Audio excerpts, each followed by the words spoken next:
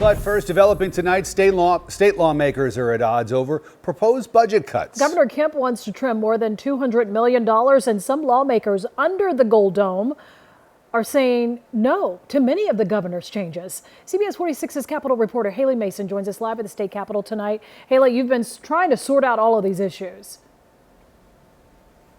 Sean, one thing we know for sure is tomorrow morning, these seats will be filled with lawmakers. For the first time in about 2 weeks, they've been away trying to figure out how to cut the state budget by 4%.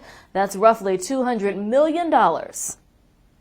State lawmakers will return to their normal legislative session after taking 2 weeks to focus strictly on the governor's proposed budget. House Speaker David Ralston called the session to a halt, stating there wasn't enough information from state agencies to make decisions on cuts. I think we are better equipped, and so in that regard, I think it was a very positive time period.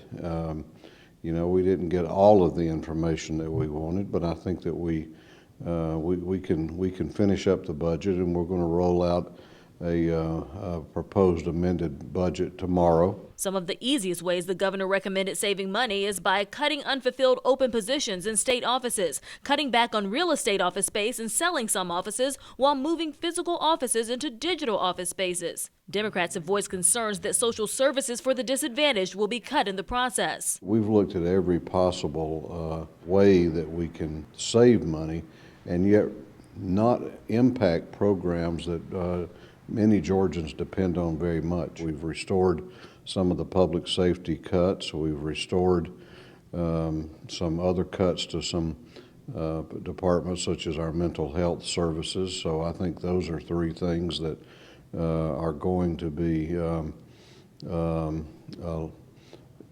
not as harmful as were proposed originally. And that is news to some Democrats who were concerned about social services being cut for the most disadvantaged populations. The House Budget Committee will meet at 7 o'clock tomorrow morning to vote on this proposed amended budget. They'll then pass things over to the Senate that will vote on Wednesday. They're expecting the full budget to come up later this week. Reporting live in the state capitol, Haley Mason, CBS 46 News. Haley, thank you. Another life lost at a construction site along the top end of the perimeter. Now the entire thing is temporarily shut down. North Perimeter contractors stopped all work today. That clears the way for teams from the Occupational Safety and Health Administration, also known as OSHA, to inspect the site. The worker fell over the weekend near Georgia 400 and I-285 in Sandy Springs. This, as we mentioned, is the second deadliest accident at the site in the past 4 months. Another worker fell to their death in October. Well, right now, Lake Lanier is close to breaking a record. Water levels are climbing. They're overtaking docks and ramps as well. CBS 46 meteorologist Molly McCullum live at Lake Lanier tonight, and you've got your boots on for this assignment, Molly. Oh, you got to have your boots on for this, because this is what is usually grass. This is a beach here at Lake Lanier, and it is completely flooded. This is a pretty common view right now all around the lake, as we've got trees underwater. We've got signs that are underwater. If this particular area looks familiar, this is actually the same cove where they filmed the very popular Netflix show Ozark.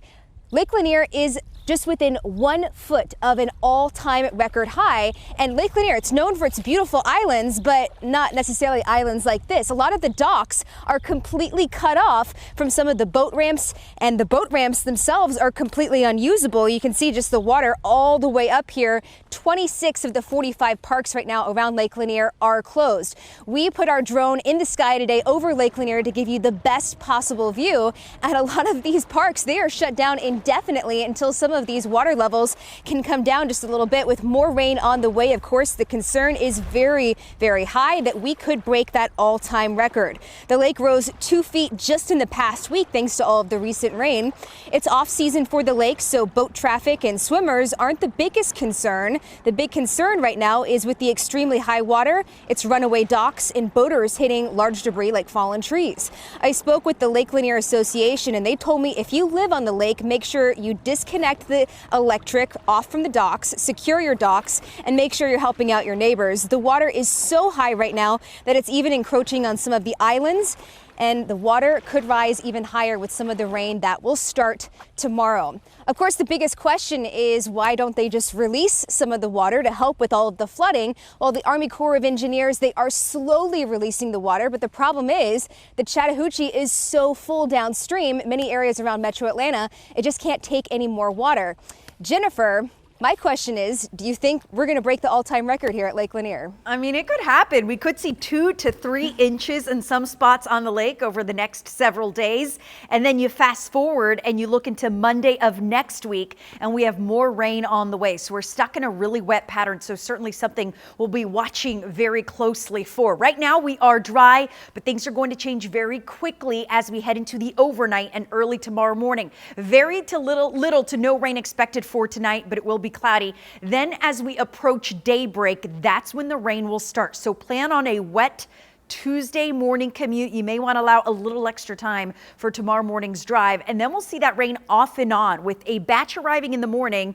We get a bit of a break, but then tomorrow night we have more rain and more storms in the forecast. Tomorrow will be a little warmer as we get up to 64 degrees, and we're not done yet. 60% chance of rain Wednesday, 70% chance of rain on Thursday. We get that break, but then next week, Sunday into Monday, we do have more rain in the forecast. So that's what we're tracking. More rain on the way. Could see 2+ inches of rain. Once the rain moves out, we have another cold blast in the forecast. I'll pinpoint who could see the highest amount of rain, and we'll talk about those colder temperatures coming up. All right. Thank you, Jan. Download the free CBS 46 app to get weather alerts sent directly to your phone. The app is available for free for Apple and Android users.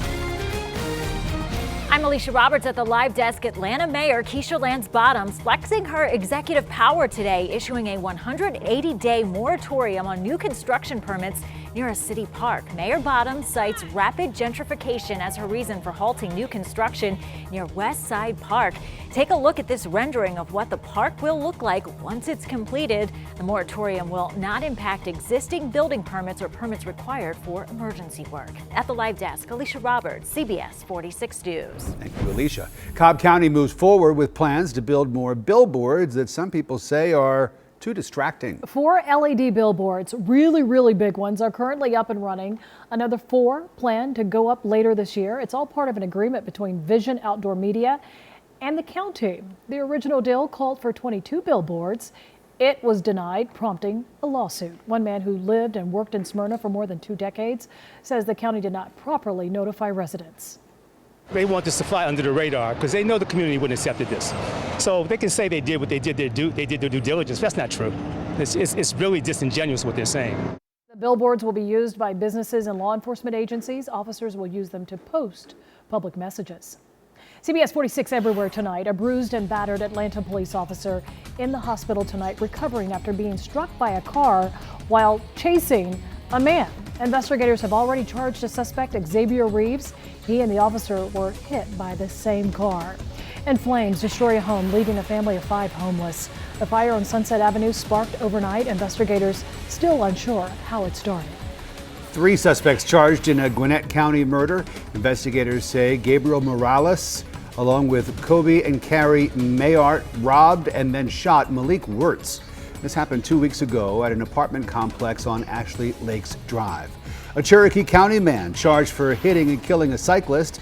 Ball Grounds investigators say Jonathan Welch hit a man 2 weeks ago on Ball Ground Highway near Commerce Lane. Welch stayed at the scene and called police after hitting Nathaniel Poole. CBS 46 getting results for couples left without an altar. Local business owners stepping in, providing a wedding venue for couples after their original selection closed down unexpectedly. A Forest Park business owner is opening her doors to those couples. The woman has agreed to host several of the weddings at cost, waiving the majority of her fees. This all comes after CBS 46 aired our story about the Suka Studio in Buckhead, which closed last month without warning. CBS 46 getting results for frustrated and confused people looking for a parking space. CBS 46 viewers say a Midtown Atlanta parking space has both a no parking sign and an assigned number, seemingly making it available for drivers. CBS 46's Brittany Edney is live in Midtown tonight trying to make sense of this whole thing, and it sounds very confusing, Brittany. Hey there, Rick. Yeah, it is really confusing because check this out. This is spot 519, right? It's got the clear markings right in front of the space, but a driver told us his dad parked here, paid the meter and everything, and still got a ticket. He thinks it's because of this sign right over here that says no parking. I happened to mention this to an APD officer who was patrolling the area today. He made a really cool observation right across the street over here. He's noticed that there was another no parking sign, but there's no metered spot. He also noticed that the markings that are down on the pavement on the street, well, they're different from the ones that we're standing in. So he's wondering if this could in fact be a measurement issue when they put down the spots. A lot of the drivers that we spoke with says this entire thing is confusing and they don't think it's fair to get a ticket for paying. Do you feel like that's misleading to see the 519 here, but to also have a sign behind the car space? Right. I mean, why is the 519 there with the white lines marking the parking space? Why is it there if we can't pay to park in 519? Makes no sense. And that sign, I didn't look at that. When I was parking, I was watching the curb and getting in the space and making sure my best friend got the number to go pay. I reached out to the Department of Public Works and I left a message. We're working to get results and try to clear up this entire situation so that way in the future drivers will know what to do, because right now if you're coming down this street, it's at 11th and Peachtree Way. Well, they don't know whether or not they can get a ticket for actually paying and parking in this spot. Again, it's spot 519. We'll update you as soon as the city gets back to me. For now, reporting live in Midtown, I'm Brittany Yedney, CBS 46 News. Let's turn our attention to Campaign 2020. A select number of Fulton County residents allowed to test new voting machines ahead of next month's presidential primary. The mock election scheduled for tomorrow from 10 until 4 p.m. 13 polling locations in Atlanta, College Park, East Point, Alpharetta, and Roswell all participating. Next Monday is the last day to register for March's presidential primary. Early voting dates vary. Make sure you go online to find out where and when. The Democratic Party's ballot will have 12 candidates, including those who have dropped out of the race. The Republican Party ballot will only list President Trump. More rain on the way, unfortunately. Before we get to that, let's talk about our 3-degree guarantee. This was for Saturday. The forecast high was 55. We got up to 56. That was within 3 degrees, so that donation continues to go up. The total so far for the month of February, $450 and counting, and that goes to Wilderness Works, which is our charity for the month of February. Woke up to a lot of fog this morning. It was really, really dense and it continued through most of the morning. Now we're just seeing a lot of low clouds out there and it will stay pretty cloudy for the next 3 days. We don't see sunshine back in the forecast until Friday. So get ready for some gloomy weather and some wet weather. Luckily, we did get a break from the rain today. Could see a couple sprinkles. We did see a few today. Most of us, though, were dry the entire day. 51 degrees, winds out of the southeast at 8. No rain since midnight. That will change early tomorrow morning as we start to pick up rain on radar. It will impact tomorrow morning's commute, and then we get a big dose of rain by tomorrow night. For right now, just a lot of clouds on CBS 46 pinpoint satellite and radar,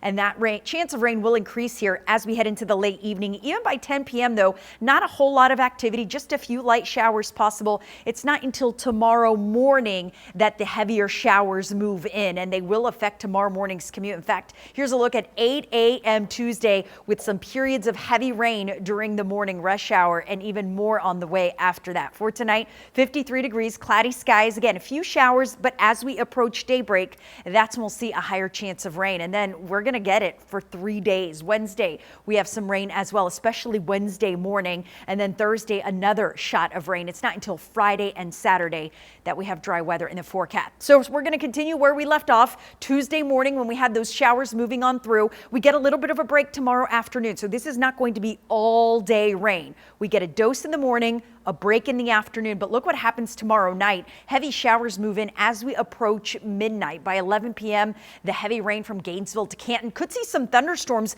with brief heavy downpours and lightning and thunder all possible, but I'm not expecting any severe weather with this system, just some rain and really, really heavy rain at times. Wednesday morning's commute is also going to be wet. We get a break Wednesday afternoon, but again, more rain in the forecast on Thursday. When you look at rainfall totals, the heaviest totals will be to our south over middle and south Georgia, where we will see over 3 inches of rain, but even across metro Atlanta, 1 to 2 inches, even 2 to 3 across Atlanta when you look at the next 3 days consecutively. So it is going to be a wet pattern we'll be stuck in. Once the rain moves out, the cold air moves in, and we've seen this pattern time and time again. We will be below average starting on Thursday. In fact, temperatures drop Thursday afternoon, 47. That is Thursday morning. Then we're in the mid to low 40s by Thursday afternoon. Temperatures dropping to the 30s on Friday and Saturday night, but at least we will see lots of sunshine just in time for the weekend. Until then, just keep those umbrellas handy.